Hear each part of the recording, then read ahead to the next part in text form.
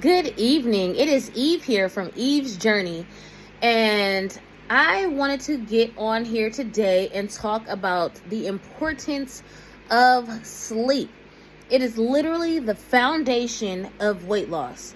Yes, the whole foundation of you losing weight, dropping pounds, burning fat is sleep.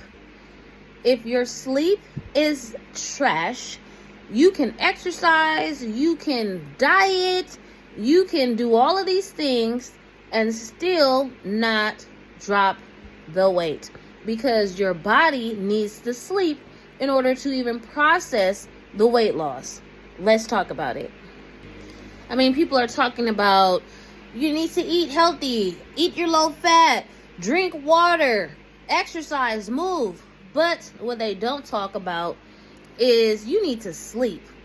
You need to be at least sleeping a solid 6 hours. You need at least an hour and a half of REM sleep and an hour and a half of deep sleep. But nobody ever just does that straight away. So that's why I say 6 hours, because you're going to get a lot of light sleep in between that time. But that is basically what you need to have in order for your body to feel good enough to drop the fat. Because if you wake up tired or barely had any sleep, your decisions will not necessarily be the best. You may be drinking tons of coffee that day. You may be eating things that you wouldn't have because you're too tired to actually make a meal. You may not feel like exercising because you're exhausted from this lack of sleep the night before. There's so many different levels to why you need your sleep. Scientifically, when you don't sleep, you increase your ghrelin, which makes you more hungrier, and decrease your leptin, which makes you feel full. So, since we get scientific with it, if you don't get that much sleep, that just means you're going to be hungrier, and you're likely going to crave snacks that aren't low fat and aren't helpful to your journey. On top of that, bad sleep can lower the metabolism, mess it up, and you already know how that rolls. The body will not drop the fat when your metabolism is all messed up and slow. Since I've increased the quality of my sleep, I've had less cravings, I've had more energy for moving around, for exercising. I've been able to stick with my low-fat diet because I have been prioritizing sleep, making sure I'm fully rested before I even think about anything else. That's literally where I've been putting my focus the past month, is my sleep. Yes, I'm doing low-fat foods. Yes, I'm moving more. But the main thing that I have been focusing on is the quality of my sleep. Making sure that I am getting enough rest in the night to make sure I can make it through my day successfully. So here are a few tips that have helped me. I've been making sure I go to sleep and wake up at the same time every day. I already noticed that my body wakes up at the same time every day. So to ensure that I get enough sleep, I'm starting to make sure I go to bed at the same time every day. Because then my body gets used to the rhythm, the circadian rhythm, and I start feeling sleepy earlier. So if I do this, and including weekends, because some people like, oh, well, it's the weekend, I don't need, no, including the weekends. If I go to bed at 9 o'clock during the week, I'm going to bed at 9 o'clock during the weekend because I don't want to throw my body off track in any way, shape, or form. Plus, my cats are going to wake me up between 5 and 6 a.m. anyway to feed them, no matter what day it is. So I need to make sure that I prioritize getting to sleep, or at least in my bed by 9 and sleep by 10 o'clock. So that's the first thing. Make sure you have a sleep schedule. Go to bed at a specific time. Wake up at a specific time. That's number one. My room has to be a calm and cozy place. Cool, dark, quiet. I have my fan going. You probably already hear it. I have my blinds there. They black out the light. They dark out the light. I don't have no TV in my room so that there's no light coming from it. I close my door so that the air can stay cool in my room and the lights don't disturb me that are on out there. And it's quiet. Making sure that it's quiet. You can even get earplugs. Someone suggested to me earplugs. So I had got some, but I just found they would fall out in the night. But just making sure that it's nice and cool and calm when you go to bed. Because all of those factors are important to the quality of sleep that you get. So you see, I mentioned I don't have a TV, but what I'm working on is screen time.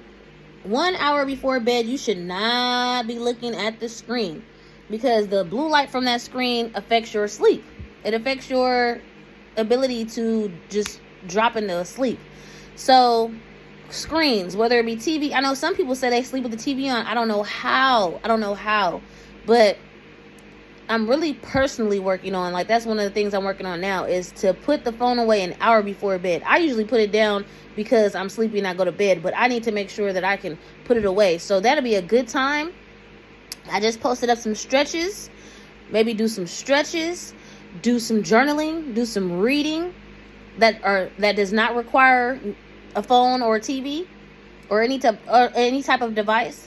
Those are things that you can do to kind of, do some deep breathing, praying, whatever you need to do that has nothing to do with a TV or a phone or any type of device that emits a light. You can even play relaxing music, because relaxing music I used to listen to, and they do have those features on YouTube too, where like they'll have music where your screen is still blacked out but the music still plays, or you can have like waves or rain and stuff like that. So there's lots of things on YouTube that you can find that will provide you some type of sound if you feel like you have to have a sound, but it's a calming sound, like a calming music or a calming water rolling in, or whatever the case it may be, if you feel like you need the noise, as opposed to the TV on and bright light in your face. Because they have it where they have blackout options where your screen is completely black, but you can still hear like the waves of the sea or the rain trickling down, or whatever, noise you like to hear, since if you can't sleep in the quiet. Next, I want to say, just avoid heavy meals. Like, I understand people are eating their heavier meal, like they're having fruit all day or they're having juices and stuff throughout the day, and at night they're eating, but make sure that meal is like at least a couple hours before you go to sleep, so your body has the time to process it. And caffeine, I mean, hey, people still drinking coffee, cool, that's great, but make sure you have it before a certain time. I say, really, I'm not sure what time people get up. I get up at 5:30. Between 5 and 6, I'm awake. And I feel like if you're awake at that time, that's probably the best time to have a caffeine coffee. Because once the day goes moving, I don't think it's no point to have no coffee. Especially after 12. I feel like even after 11 is late to have caffeine, because your body needs to process that stuff. So, and especially if you're having more than 1 cup, which I don't even suggest doing that. Especially because it does affect your sleep more than you know. I had a client, and she was having very difficulty sleeping, and she was saying she was getting up through the night and all this. But then when I kept on talking to her, she was talking, I said, well, and this is the next thing I was going to talk about, night routines. I said, what is your nightly routine? Oh, I have some coffee. I said, you have some what? Ding, ding, ding, ding, ding. You're having coffee at the nighttime? But some people unwind. So my thing, and even decaf has some caffeine in it. So I suggest everyone should have a nighttime routine. You brush your teeth, you wash your face, you get your PJs on or shower or whatever you're going to do. And then you get you a book out, have you a hot herbal tea, like, I don't know, chamomile maybe, or something, some other calming tea that you like. And curl up with that book, curl up with that journal, and there you have it. But I would just definitely say those things that I suggested are going to be super important to you getting quality sleep and enough sleep. So just those small minor changes can make a huge difference in your journey, because good sleep is just as important, if not more than, good food and consistent movement. So you guys, it's Eve from Eve's Journey, and if this video was helpful, please give it a big thumbs up.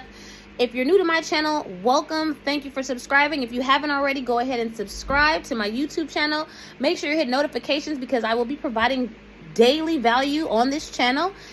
And comment, because I want to hear how your sleep is, and let's troubleshoot. Hey, maybe there's some tips that you have that I don't have, and vice versa. So let's chat it up in the comments. And until next time, peace.